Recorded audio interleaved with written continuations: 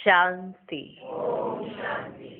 आज की तारीख है 20 मार्च 2017।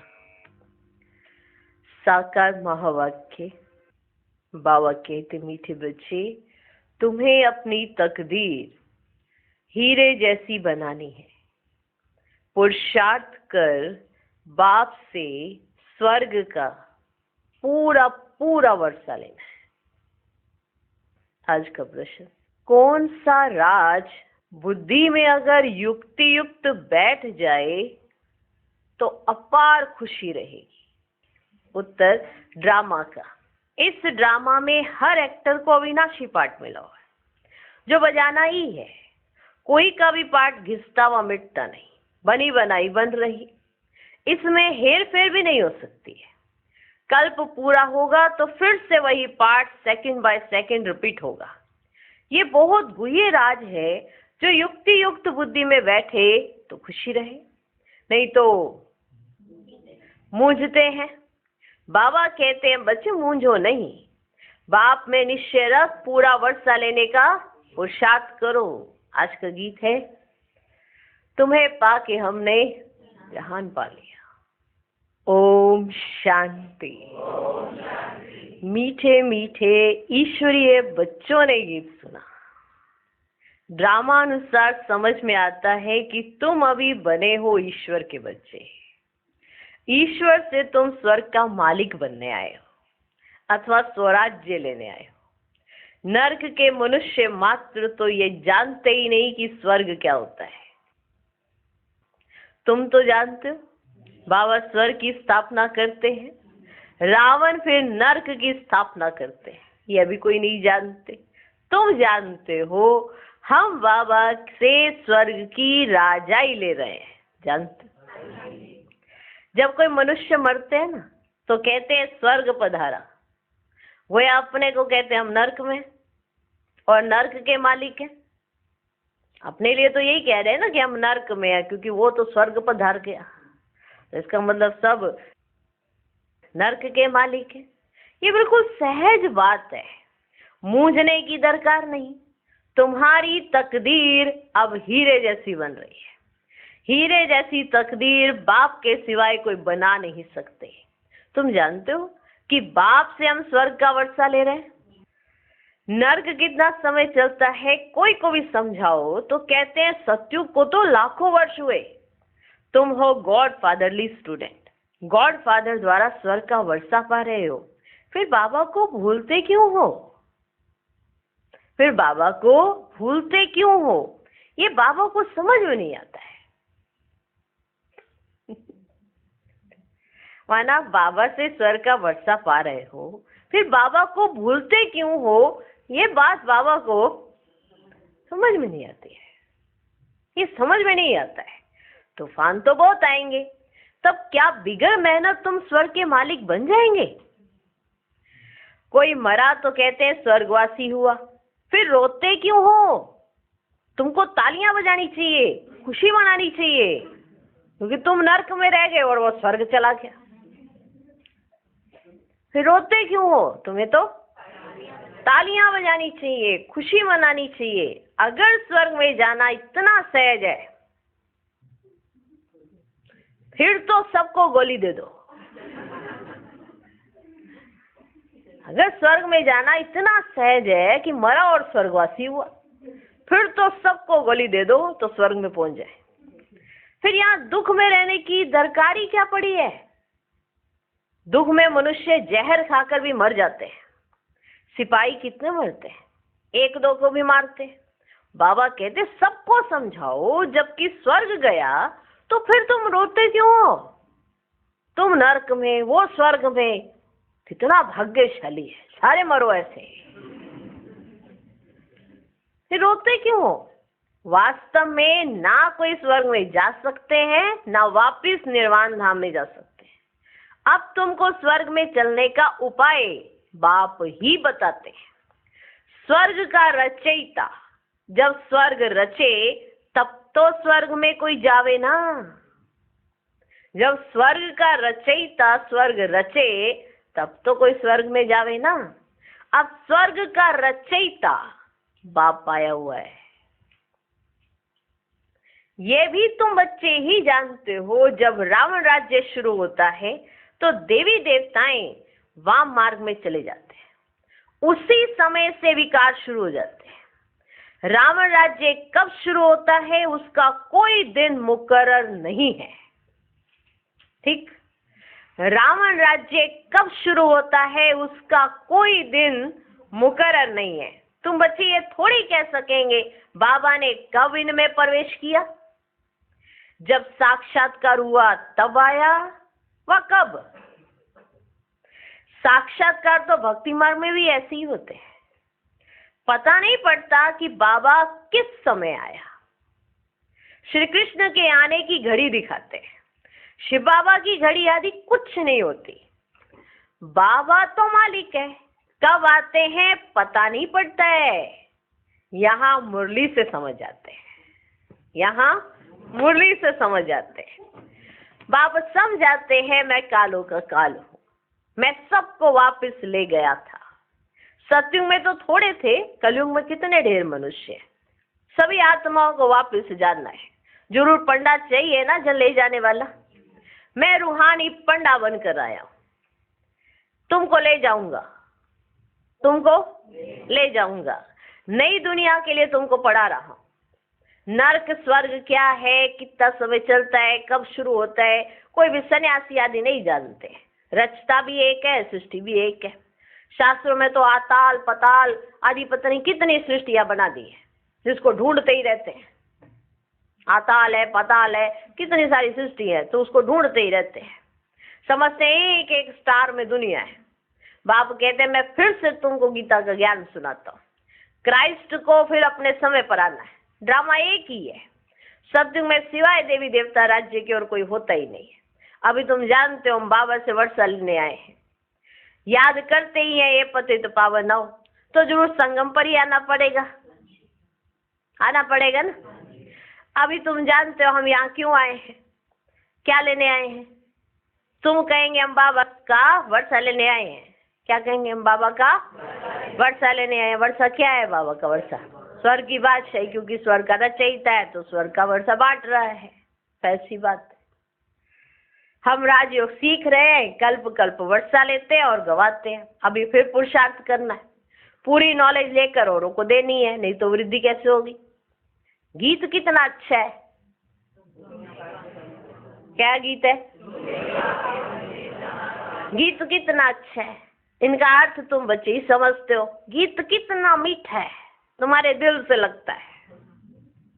कितना मीठा गीत है, तुम्हारे दिल से लगता है। बाबा आपसे हम ऐसा राज्य लेते हैं जो कोई भी लूट ना सके, ऐसा राज्य आपसे मिल जाता है। ये है अविनाशी वर्षा, जो अविनाशी बाप से मिलता है। अनादि वर्ल्ड ड्रामा अनुसार अथवा गीता के कथन अनुसार फिर से बाबा गीता सुनाने आया है, जिसमें राजयोग सिखाया था। शास्त्रों में तो अगड़म बगड़म कर दिया है। युक्ति से समझाने वाला भी चाहिए। कोई कहते ज्योति ज्योत समाया, आत्मा तो अविनाशी है, उनको पाठ भी अविनाशी बजाना है। उनका पाठ कभी घिस नहीं सकता, कभी मिट नहीं सकता। बनी बनाई बन रही, उसमें अदली बदली भी नहीं हो सकती है। कितना वंडर है, इतनी छोटी सी आत्मा में अविनाशी पाठ भरा हुआ है ना वंडर। कल्प पूरा होगा तो फिर ऐसे ही पाठ रिपीट करेंगे, सेकंड बाय सेकंड वैसे ही पास होगा। ड्रामा को भी पूरा युक्ति युक्त समझना है। कई तो इन बातों में मूंझते हैं। पहले तो बाप में निश्चय होना चाहिए कि बाप से जरूर वर्षा मिलना है। क्या होना चाहिए? पहले निश्चय होना चाहिए कि बाप से जरूर वर्षा मिलना है। कल्प कल्प भारत कोई मिलता है, 84 जन्म भी लेने पड़े, वर्ण भी जरूर समझाने हैं।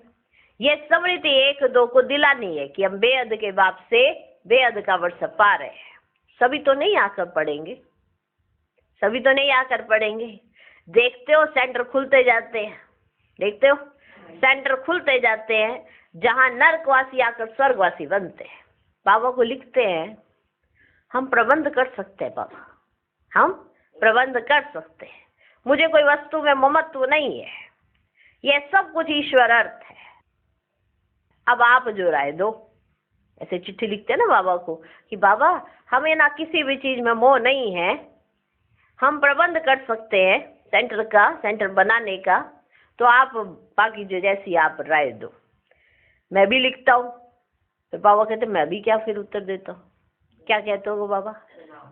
हाँ, मैं भी लिखता हूँ, भल आपस में राय करो, जहां अच्छी लोकेलिटी हो वहां सेंटर खोलो, वहां सेंटर खोलो। हिम्मत मर्दा मददे बाप है। बाबा कितना खुश होता है, दिल में समझता है ऐसा दान तो अच्छा होता है। बहुतों को कोड़ी से हीरे जैसा बनाना। ये बड़े से बड़ी हॉस्पिटल भी है, कॉलेज भी है, सिर्फ 3 पैर पृथ्वी का चाहिए। कितना सहज रीति बाबा कोड़ी से हीरे जैसा बनाते हैं। ऐसा बाबा रहते देखो कितना साधारण, ऐसा बाबा रहते कितना साधारण है ना। कैसे रहते बाबा? कितना साधारण है। कहाँ आए हैं? कोई राजा के पास क्यों नहीं आए? देखो कहाँ आए हैं, साधारण रीति। कोई राजा के पास क्यों नहीं आए? कहते मैं साधारण बूढ़े तन में आता हूँ जिसने 84 जन्म एक्यूरेट पूरे किए हैं, जिसने 84 जन्म एक्यूरेट पूरे किए। सत्यु का फर्स्ट प्रिंस तो यह है ना। इनका नाम भी रखा है श्याम और सुंदर। श्याम सुंदर नहीं, श्याम और सुंदर। तुम बच्चे इसका भी अर्थ समझते हो। उन्होंने अर्थ को ना समझने के कारण ना काला बना दिया है, काला ही कर दिया है। मुख्य शिवलिंग का लिंग भी काला है ना, वो ही दिखाते ना। तो शिव बाबा का जो लिंग है वो काला, मुख्य शिव बाबा का लिंग काला। कृष्ण राम को भी काला कर दिया है। एक तरफ गोरा फिर दूसरी तरफ काला क्यों? जगन्नाथ के मंदिर में शक्ल ऐसी दिखाते हैं जैसे अफ्रीकन लोग।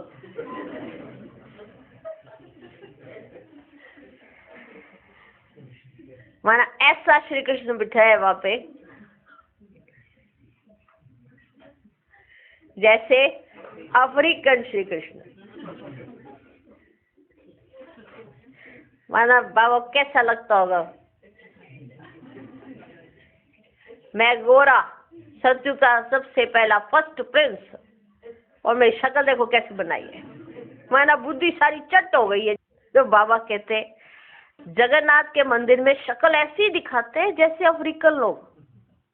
कहाँ कहाँ नारायण को भी काला कर दिया है, कहाँ लक्ष्मी को भी ऐसा भी दिखाते हैं। और वंडर लगता है मनुष्यों की बुद्धि कैसी है। बाबा ही सत्य मत देते हैं अपने साथ मिलने के लिए। बाकी तो यज्ञ तप दान पुण्य आदि करते हैं, मुफ्त में पैसे बर्बाद करते रहते हैं। फिर क्यों कहते हैं पतित पावनों? याद क्यों करते हैं? गंगा जमुना नाले आदि कितने? बाबा ने भी बहुत तीर्थ आदि किए हैं। अभी तो मोस्ट बिलवर्ड लकी सितारे नर्क स्वर्ग को जान गए। मनुष्य मरते हैं तो कहते स्वर्ग पधारा, माना स्वर्ग चला गया है। तो उनको भी समझाओ स्वर्ग किसको कहते हैं। हम जानते हैं तब तो समझाते हैं। हमको भी स्वर्ग स्थापन करने वाला बाप मिला है, वे नॉलेज दे रहे हैं। हमारा कोई मनुष्य गुरु नहीं है, सतगुरु एक बाबा है। वही पतित पावन है जिसको बुलाते हैं। निराकार कोई बुलाते हैं ना, जिसको तुम ज्ञान सागर कहते हो। वह सत्य चित आनंद स्वरूप है, ज्ञान का सागर है। हमको तो नॉलेज है नहीं। देखा भी जाता है उनके पास जो नॉलेज है वे कोई के पास नहीं है। तुमको कितना गदगद होना चाहिए। क्या होना चाहिए? गदगद होना चाहिए। पतित पावन गॉड फादर हमको पढ़ाते हैं, वह हमारा बाप टीचर सतगुरु है। इसमें गुटखा खाने की तो बात ही नहीं है। अपनी रचना को तो संभालना ही है। अगर यहाँ आकर बैठ जाए, ये तो सन्यासियों का ज्ञान हो गया। फिर अगर यहाँ आकर बैठ जाए फिर तो ये ज्ञान सन्यासियों का हो जाएगा। गृहस्थ व्यवहार में रहते हुए तुम 1 घंटा आधा घंटा निकाल सकते हो। पहले 7 रोज भट्टी में पढ़ना पड़े, 7 दिन कोई की याद ना आए, कोई को चिट्ठी ना लिखे। हाँ, ऐसा 7 दिन कोई की याद ना आए, कोई को चिट्ठी ना लिखे, बिल्कुल सबको भूल जाना है। तुम बहुत वर्ष भट्टी में रहे फिर भी तकदीर, बहुत वर्ष भट्टी में रहे फिर भी तकदीर। कोई को तो माया खींच लेती है, ऐसी माया प्रबल है। बाप कहते बच्चे धीरे धीरे परिपक्व अवस्था में आते जाओ। तुम जानते हो हमारे 84 जन्म पूरे हुए। तुम्हारी बुद्धि में सारा झाड़ सब धर्म है, वहां भी अलग अलग सेक्शन है, यहाँ भी ऐसे है वहां भी ऐसे है।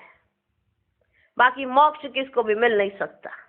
ऐसे नहीं बुद्ध बुद्धे मिसल आत्मा परमात्मा मिलीन हो जाएगी, फिर तो सारा पार्टी खलास हो जाए, सब ज्योति ज्योत में समा जाए, खेल ही न चले। ये सब झूठ है, झूठ तो बिल्कुल झूठ, सच की रत्ती भी नहीं। भक्ति में कोई मुख मीठा थोड़ा ही होता है। तुम बच्चे जानते हो मुख मीठा कौन कराते हैं? तो बाप की पढ़ाई में पूरा ध्यान देना चाहिए। पुरानी दुनिया को देख लट्टू मत बन जाओ, पुरानी दुनिया को देख लट्टू मत बन जाओ, देवाभिमान में मत आओ। अब तो अपनी बैग तैयार कर ट्रांसफर कर दो। अब ये पुरानी दुनिया, ये दुनिया खलास होनी है। बाबा कहते हैं सब कुछ इंश्योर कर दो। भक्ति मार्ग में करते हो तो अल्पकाल के लिए फल मिल जाता है ना। समझते हैं ईश्वर ने दिया, अभी तुम भी देते हो तो बाबा फिर रिटर्न में देते हैं। डायरेक्ट होने के कारण तुमको 21 जन्म का इंश्योरेंस मिलता है। अभी डायरेक्ट करते, जब इनडायरेक्ट करते थे तो अल्पकाल के लिए मिलता था, थोड़े समय के लिए। अभी डायरेक्ट करते हो तो 21 जन्मों का इंश्योरेंस मिलता है। बाबा कहते देखो हमने फुल इंश्योर किया तो फुल राजाई मिलती है। बाबा अपना बता, देखो हमने फुल इंश्योर किया है तो हमको फुल राजाई मिलती है। वह है जिस्मानी इंश्योरेंस, यह है रूहानी बाप के साथ। ईश्वर अर्थ दान करते हैं ना तो ईश्वर रिटर्न में देते हैं। अगर आप ईश्वर अर्थ कुछ भी दान करते हो आपको रिटर्न में उसका 100 गुना मिलता ही मिलता है। कईयों की सोच ऐसी छोटी सी रहती है ना, तो वो सोचते हैं अरे कितना दे, फिर उनका कमी होती रहती है। और जो ये सोच लेते हैं कि नहीं हमको बस ये भी करना है, ये भी करना है, ये भी करना है, तो उनका वो भरतू होता जाता है। वो कहते पता नहीं यहाँ कहाँ से रहा है। ऑटोमेटिकली उन्हें सब तरह से, जैसे कोई बिजनेस हो उसको ऑर्डर मिलते जाएंगे। उसने सफल किया, उसको ऑर्डर ही ऐसे मिल गए कि उसका और भरतू होता जा रहा है।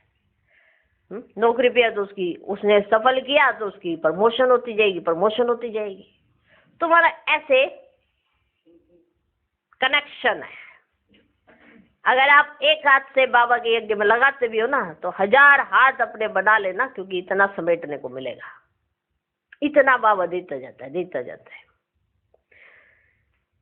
तो सोचो, जब भक्ति मार्ग में दान पुण्य करते थे, कहते थे ना गुप्त दान करो तो बहुत कल्याण होता है, तो भक्ति मार्ग में करते थे तो अल्पकाल के लिए मिल जाता था।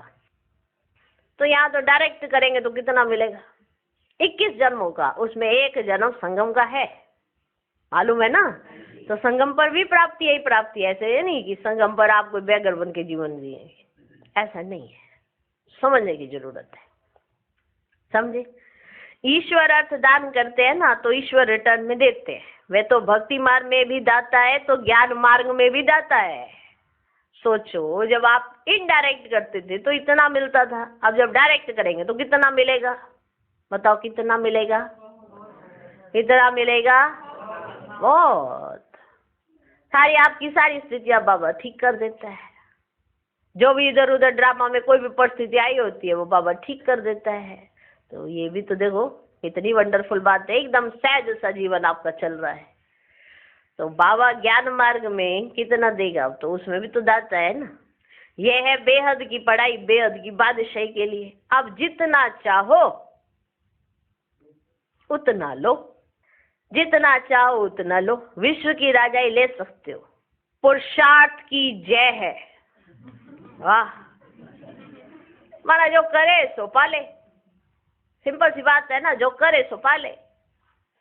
पुरुषार्थ की जय है। माना ऐसे नहीं सोचना कि ये बनी बनाई है तो अभी बनी बनाई में आपका पुरुषार्थ लिखा है, आप करेंगे तो आपकी बनी जानी है। तो पुरुषार्थ की जय, पुरुषार्थ की जय है। जो करे सो पाले। जितना चाहिए उतना ले ले, खुले भंडारे हैं। जितना चाहिए वो तो आपको देखना कितना चाहिए। किसी भी चीज की कमी दिखे आगे में सफल करो वो चीज की बढ़ोतरी होती जाती है। सबके प्रैक्टिकल अनुभव है। तो विश्व की राजाई ले सकते हो, पुरुषार्थ की जय है, कोशिश करो विजयमाला में पिरो जाओ। मूंझते हो तो सर्जन राय बताने वाला बैठा है। अगर मूंझ रहे हो तो सर्जन राय बताने वाला बैठा है। तुम जानते हो हमने अनेक बार बादशाही ली है और गवाई है। ये ज्ञान अभी है, सत्युग में फिर भूल जाएगा। अभी इतने नॉलेजफुल हो, इस नॉलेज से कुछ कर लो। सत्युग में तो इस ज्ञान को सब बच्चे भूल जाएंगे। अच्छा, मीठे मीठे सिकिलदे बच्चों प्रति माता पिता बाप दादा का याद प्यार और गुड मॉर्निंग। रूहानी बाप की रूहानी बच्चों को नमस्ते। हम रूहानी बच्चों की भी रूहानी बाप को नमस्ते नमस्ते नमस्ते। Good morning good morning good morning. धारणा के लिए मुख्य सार, पहला पॉइंट, पुरानी दुनिया को देख लट्टू नहीं बनना है। अपनी बैगेज ट्रांसफर कर देनी है, अपना सब कुछ इंश्योर कर देना है। दूसरा पॉइंट, कोई भी वस्तु में अगर ममत्व नहीं है तो कोड़ी से फिर हीरे जैसा बनने की सेवा करनी है। दान करने से ही ज्ञान धन बढ़ेगा। आज का वरदान, फॉलो फादर करते हुए सपूत बन हर कर्म में सबूत देने वाले सफलता स्वरूप हो। जो फॉलो फादर करने वाले बच्चे हैं वही समान है, क्योंकि जो बाप के कदम वो आपके कदम। बाप दादा सपूत उन्हें कहता जो हर कर्म में सबूत दे। सपूत अर्थात सदा बाप के श्रीमत का हाथ और साथ अनुभव करने वाले। जहां बाप की श्रीमत व वरदान का हाथ है वहां सफलता है ही। इसे कोई भी कार्य करते ये स्मृति में लाओ कि बाप के वरदान का हाथ हमारे ऊपर है। आज का स्लोगन, हीरे तुल्य ऊंची स्थिति में स्थित होकर किए गए कर्म ही मूल्यवान कर्म है। ओम शांति। ओम शांति।